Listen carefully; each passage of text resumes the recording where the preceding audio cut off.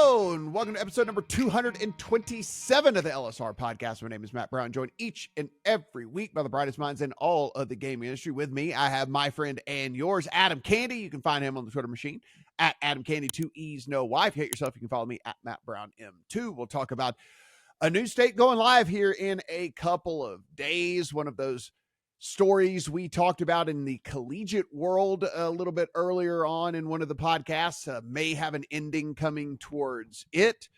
Are we in consolidation? Are we into just deciding to maybe move on from some of the spend here in the United States? We'll talk about that a little bit. But Adam, let's kick things off in Alabama. So the movement in Alabama right now appears to be away from sports betting in a comprehensive gaming bill where it was moving along pretty well at the beginning of the session with all three pieces included, three pieces being a lottery. Alabama is one of the few states that didn't have one, sports betting, and casino gaming. Now, that passed quickly through the Senate, got to the House, and has met opposition, and it appears that whatever version of this bill passes the House, assuming it does, is going to end up in a conference committee because you're going to see a different version of the bill come out of the House.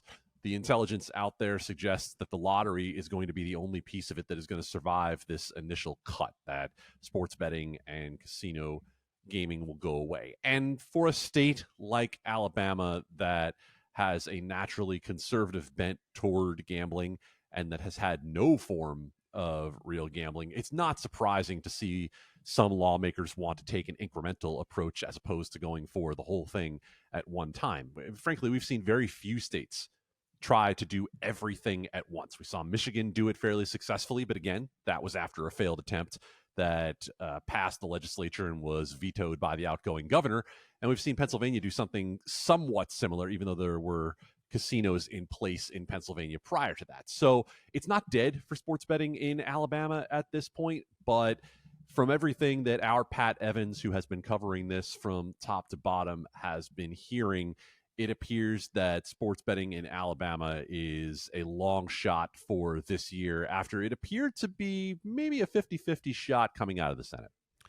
Brutal for our friends down there in the South. You know, Adam, this was one of those things where we were looking at a map and we were saying like, oh, okay, well, Alabama, whenever you look at the fact that Mississippi doesn't have statewide mobile yet, there's nothing going on in Georgia as well. We're like, oh, okay, well, Alabama, that's an interesting little spot for them. But unfortunately, as you mentioned, looks like maybe we are going to have to wait on them at least for another session.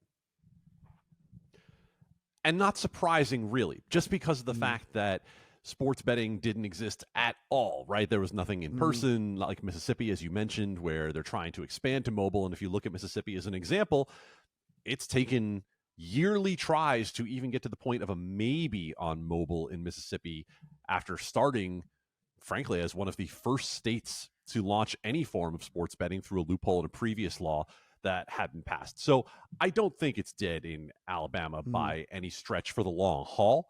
However, I do think it's a matter of the lottery getting passed this year. It could be added back in a later version of the bill, but again, considering the reticence that's been in the House, I would be surprised if 2024 is the year that we see it pass. So we have seen some of these partnerships come and go as we are looking at, we're not quite in version 2 of U.S. sports betting quite yet. Obviously, we still need Texas. We still need to figure out what's going to happen in California. Will there be any sort of expansion in Florida? Will it be an opposite? So we're still in V1, a more mature V1 here. But as we enter V2, Adam, listen, the questions we're going to continue to ask is, will there be consolidation? Will there be people who just decide this isn't for them? Are there going to be someone emerge because they have money and they're going to go crazy with all of that? Well, this story here seems like one of the gaming giants globally might be deciding that the U.S. just isn't quite for them. Basically, what we've seen, Matt, in the first almost 6 years of this is that success in other markets does not dictate success in the U.S. sports betting market. And a number of international operators who've come over and tried to make a go of it have not been either willing to spend at the levels that FanDuel, DraftKings, MGM, Caesars have been, or when they have spent, it just has not resulted in any sort of real acquisition. They've come over here with products that were more geared to the European market.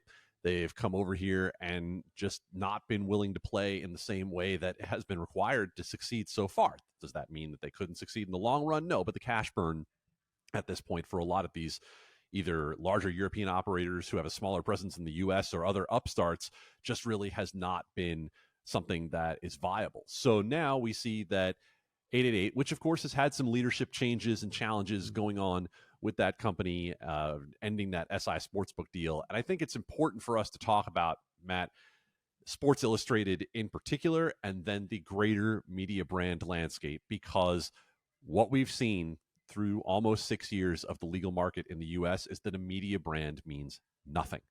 Absolutely nothing without product and execution and marketing behind it. Because granted, the Sports Illustrated brand, for guys like you and me who grew up with Sports Illustrated being a paragon of journalism, being something that you waited for in the mail every week to get that paper magazine, well, that brand is basically nothing now. It has been stripped and it is basically on the side of the road on life support. So now you evaluate, okay, Barstool did not work out. Frankly, it might be the closest to success that we saw. The Score did not work out in the US market in any way. And it remains to be seen with ESPN, but the early returns that we've witnessed from the Penn ESPN deal are middling. So we don't really know where that's going to take off in the end. So I think the thought that we had that these big media partnerships and the reach and the access they provide would be something that was important, something that would be leading to success, is not necessarily the case without something more behind it. Yeah, it's interesting because 888, if you guys aren't in tune with what's going on in Europe, they have William Hill over in Europe. William Hill, you walk down the street, there's William Hills all over the place. William Hill, a wildly successful brand over in Europe. 888 was always very curious as to what they were going to do here in the United States. Obviously, a company that knows what they're doing when it comes to gambling. Obviously, a company that has been in the space as long as anybody and has as much experience as anybody. But they came over here, Adam, and it's like, so I'll read from this press release that I got from them that just says they're also entering a strategic review of their American operations. And it says the strategic review of our U.S. B2C operations will continue at pace. And I look forward to updating shareholders on our plans for the wider group in late March. And that's per their CEO in this release. It continues on with, there can be no assurance regarding the results or outcome of the review. So it's pretty interesting that this is almost laying the groundwork, it seems like to me, Adam, of them saying, okay, we tried this US thing. We kind of stuck our toe in because they didn't really go full bore, right? Like they just kind of stuck their toe in. It didn't get the results they were hoping for. And it seems like now they're like, look, we do well in Europe. What are we doing over here trying to fight against these guys that, again, you and I say it's not like DraftKings and FanDuel have this thing on an absolute chokehold, but in the near future, and I would even say into the near to medium future, really people's aspirations is only to be number 3, right? I mean, like, I don't think you can really look at this and say like, hey, we want to be number 1, number 2. Maybe you say that from a decade down the road, whatever, like our 10-year goal is to be number 1, but you're really just trying to fight to be number 3 right now. And maybe 888 just looks at it and says, hey, the juice isn't worth the squeeze. They're not alone in that. There are a lot of smaller operators, and I say smaller not in any disrespect to 888, but smaller in terms of U.S. presence, who have looked at this and say, yeah, the Yeehaw Cowboys and their same game parlays are not the way that we're going to be able to succeed, right? Like, we're just not able to keep up with what DraftKings and FanDuel had done tech-wise in DFS to prepare for this. And then the heft of MGM, Caesars, and so on, 365 you could even throw in there, who have endless resources to be able to push into this thing. Now, that doesn't mean that MGM and Caesars are pushing endless resources into this thing at the level of DraftKings and FanDuel, and that's part of why those latter two are the two in the lead. I agree with you that the duopoly doesn't necessarily mean that it's a duopoly forever, because who's to say that the spending rate that has established those two as the leaders will keep up for them and that others won't try to spend at a more prodigious rate to chase them. But the question really, when it comes to what we're talking about right now, is if you're an 888 level operator in the US, if you're less than 1% share, how long do you really want to hold on here? Like, we've seen some operators say, well, we want to see what happens with iGaming. Newsflash, that's not happening anytime soon, right? If you think it's hard to pass sports betting, good luck passing iGaming in the time frame that's going to allow you to sort of limp along until you can bring an iGaming product into the US market. And by the way, it's not as though FanDuel, DraftKings et al. Are sitting around on their butts waiting for iGaming legislation to pass. They're pushing their product hard in the markets where it's already legal, and they're refining their product to have it ready for future state launches as well. Yeah, it's super interesting. I mean, it's one of those deals where as you kind of read this along, you're in Authentic Brands, by the way, is the company that owns Sports Illustrated. So it's talking about the actual press release is the breaking of the relationship with Authentic Brands and stuff. And it's how about this one, Adam? The partnership had granted exclusive use of the Sports Illustrated brand for online betting and gaming. As part of the termination agreement, 888 has agreed to pay a fee of $25 million that will be paid in cash from available resources. Additionally, 888 will pay an extra $25 million between 2027 and 2029 to break the agreement. So it's worth $50 million to them to break this agreement. If you're wondering like how little they have reaped any rewards from this partnership over in the United States, it's worth 25 up front and 25 down the line to go ahead and say, hey, thanks, but no thanks.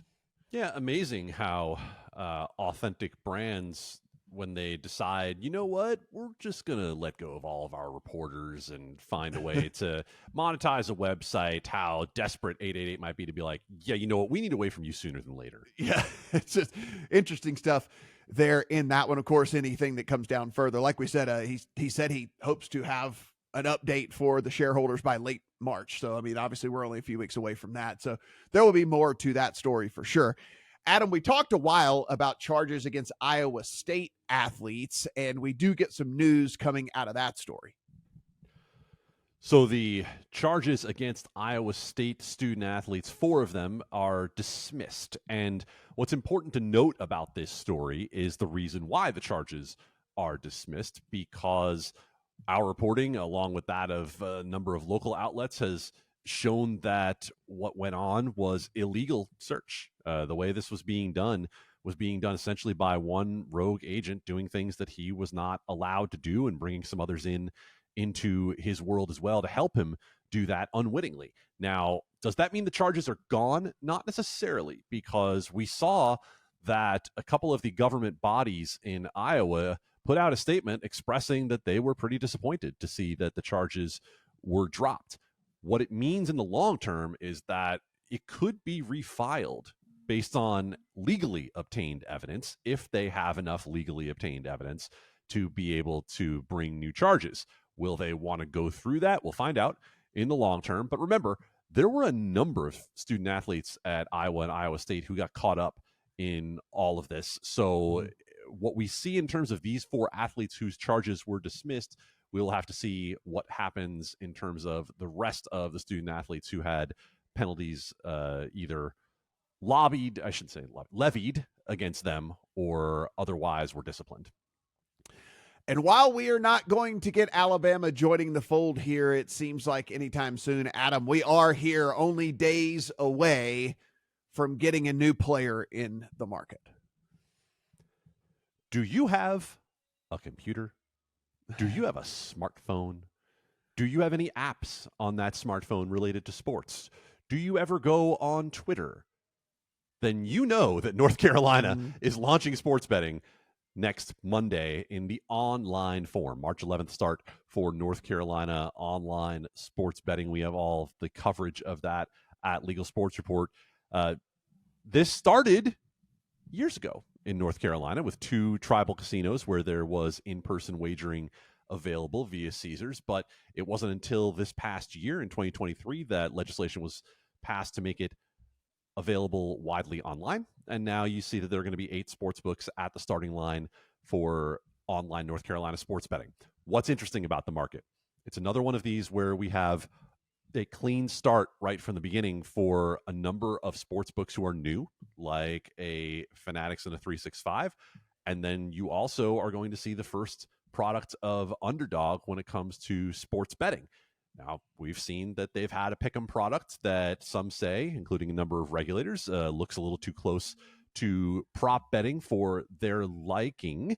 But it also means that they have had the opportunity to at least find some customers in the North Carolina market over time. Now, they did shut down their pick'em products recently in the process of applying for a license in North Carolina. That does not, of course, mean that those customers have vanished and gone away. Like, there are still customers that they can come and try to activate in North Carolina. So that might be the most interesting part for this launch, is to see Underdog, this company that has had a lot of hype around it for the last couple of years. This is the first time that they're letting anyone see their actual sports betting products in the wild.